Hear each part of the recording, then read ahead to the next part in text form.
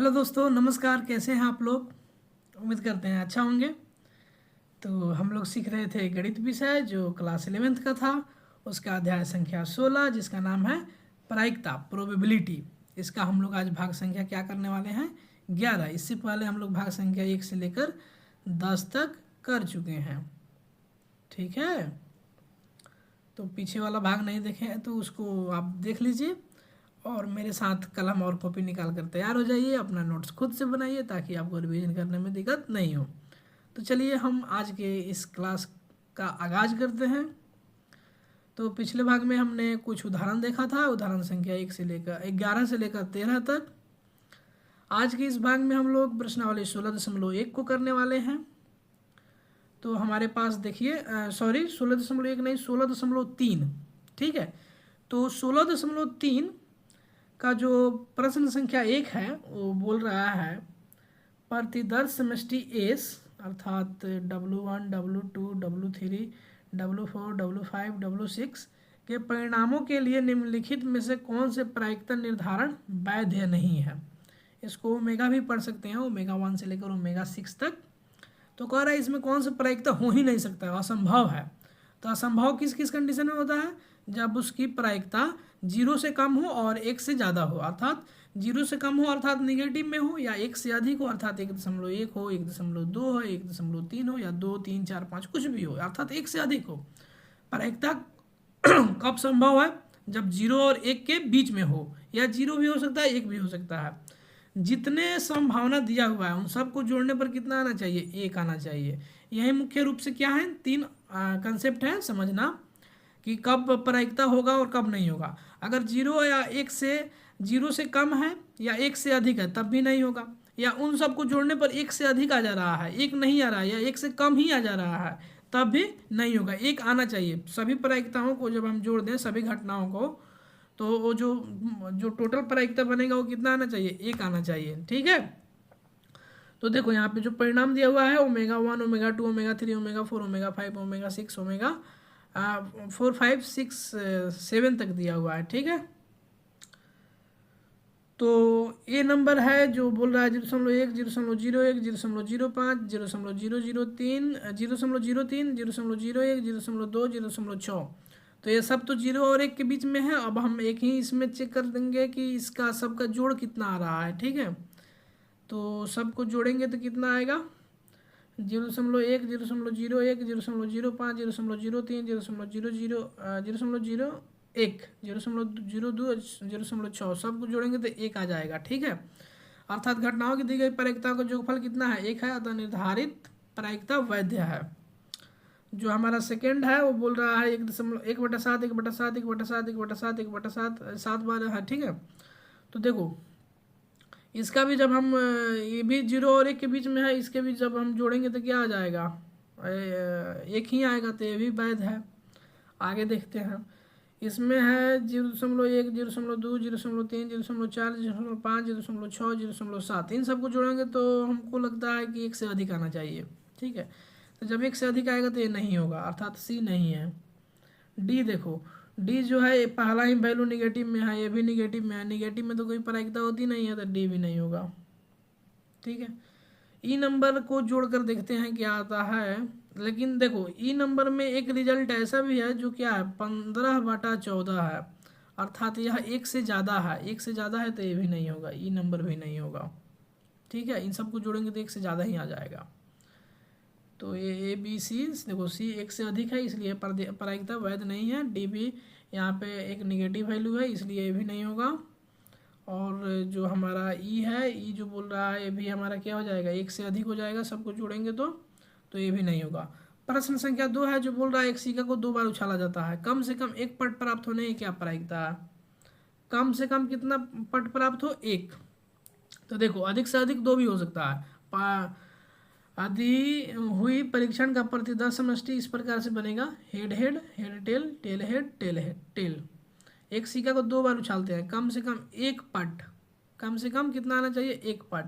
तो कम से कम 1 पट प्राप्त करने का जो तरीका है यही है कि कम से कम 1 पट, मतलब उसमें 1 पट होना ही चाहिए। तो tail head, head tail, tail tail, अधिक से मतलब कम से कम 1 अर्थात 2 भी हो सकता है।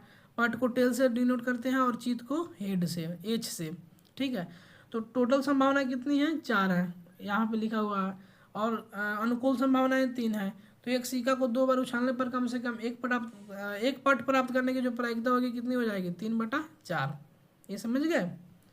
प्रश्न 3 है, बोल रहा है एक पासा फेंका जाता है। ठीक है, सिक्का उछाला जाता है और पासा फेंका जाता है। एक पासा फेंका जाता है, निम्नलिखित घटनाओं की प्रायिकता ज्ञात कीजिए।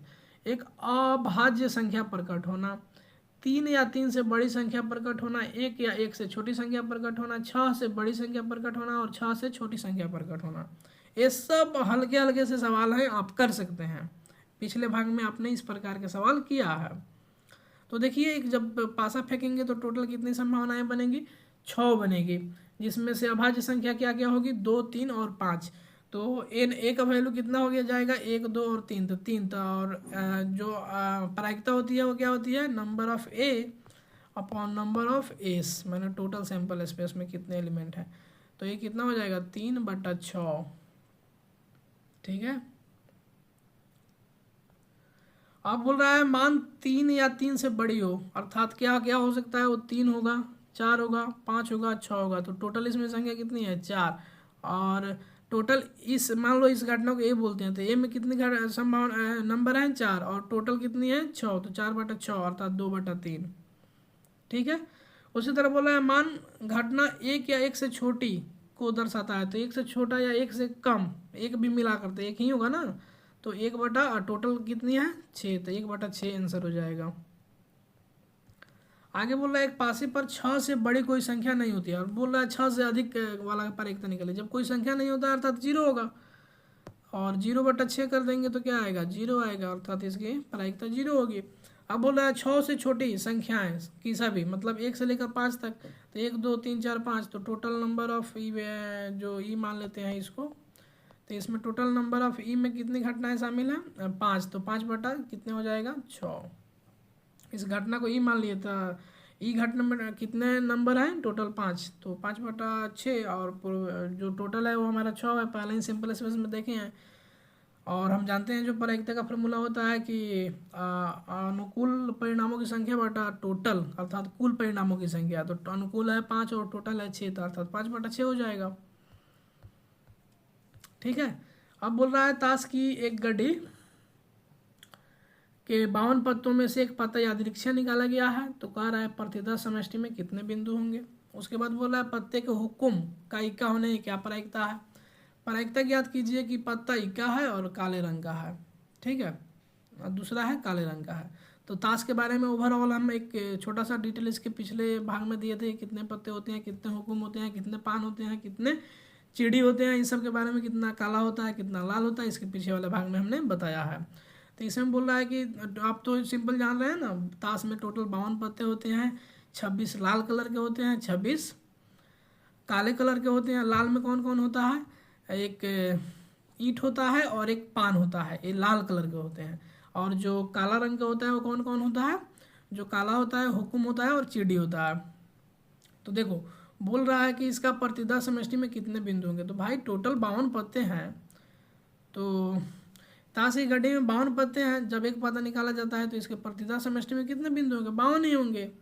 दूसरा है, बोल रहा है ताश की गड्डी में हुक्म का इक्का कितना होता है। सबसे पहले हमें ये पता होना चाहिए कि इक्का कितना होता है। 4 होते हैं, तो 4 इक्का किसका किसका होता है? एक हुक्म का होगा, एक ईंट का होगा, एक पान का होगा और एक चिड़ी का होगा। और इसमें पूछ रहा है हुक्म का इक्का। हुक्म का इक्का तो एक ही होता है ना, सिंगल पीस होता है, तो उसकी एक है संख्या, और टोटल संख्या कितनी होती है? 52 पत्ता। तो 1/52 क्या हो जाएगी? हुक्म के इक्का की आने की प्रायिकता। यहाँ तक आप समझ गए। सी नंबर बोल रहा है यदि बी इक्का निकालने को दर्शाता है तो नंबर ऑफ बी कितना होगा। अब इक्का आने की क्या प्रायिकता है? नंबर, तो इक्का तो टोटल 4 होते हैं, अभी बताया हमने। तो 4 जो इक्का होता है तो उसका जो प्रायिकता है वो कितनी हो जाएगी? 4/52 अर्थात 1/13। 4 बार 13 बार में कट जाएगा, 4 का पढ़ा 13 बार पढ़ेंगे तो 52 आ जाएगा। या 13 का पढ़ा 4 बार पढ़ें तो 13 चौका 52, तो 1/13 हो जाएगा। बोल रहा है सी काले रंग के हुक्म की पत्ते आने की घटना को दर्शाता है। तो नंबर ऑफ सी कितना होगा? काले रंग का हुक्म कितना होता है बाबू? पहले ही तो आप क्लियर कर लीजिए कि हुक्म और ईंट पान ये सब हुक्म की संख्या 13 होती है। ठीक है, तो सी काले रंग के हुक्म के पत्ते आने की घटना को दर्शाता है, तो एन सी कितना हो जाएगा 26। ताश के गड्ढे में 26 काले पत्ते होते हैं। कितने पत्ते होते हैं काला 26 को। हमारा जो सवाल है सी का दूसरा वो क्या बोल रहा है, एक बार हम फिर से पढ़ लें। काले रंग का है, प्रायिकता याद कीजिए कि पत्ता काले रंग का है, तो जब पत्ता काले रंग का होता है तो काले रंग की यहाँ हुक्म में काट दीजिए यहाँ से। तो काले रंग की प्रायिकता कितनी होती है, काले रंग की संख्या कितनी होती है 26। तो टोटल मान लो इसको सी से, इस घटना को सी से दर्शा रहे हैं, तो नंबर ऑफ सी कितने हो जाएंगे 26। और टोटल कितने पत्ते हैं 52, तो 26/52। तो इसको जब हल करेंगे तो ये कितना हो जाएगा 1/2। 26 दूनी 52। चलिए अब हम आगे बढ़ते हैं। तो आगे का जो हमारा प्रश्न नॉलेज 16.3 है, इसको हम हल करेंगे आगे वाले भाग में, जिसमें हम प्रश्न संख्या 5 से लेकर 8 तक बात करेंगे। तब तक आपका बहुत बहुत धन्यवाद। मिलते हैं अगले वीडियो में।